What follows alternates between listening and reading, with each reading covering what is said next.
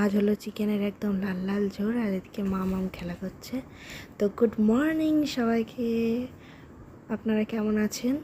একদম রোদ ঝলমলে একটা সকাল নিয়ে আমি চলে এসেছি। তো এখন মোটামুটি ওই 7:45 মতো বাজে। তো এখানে আড়তের সব মাল টাল সব তোলা হচ্ছে, মানে আলু টালুগুলো সব আড়তে সব গাড়িতে তুলছে। আর ঠিক যে মানে আমি আর কি দেখানোর চেষ্টা করলাম, কিন্তু দেখাতে পারলাম না। ঠিক ওই কোনাটার দিকে মানে এই সকালবেলা থেকেই বোমা ফুলুরি এগুলো ভাজতে শুরু করে দেয়।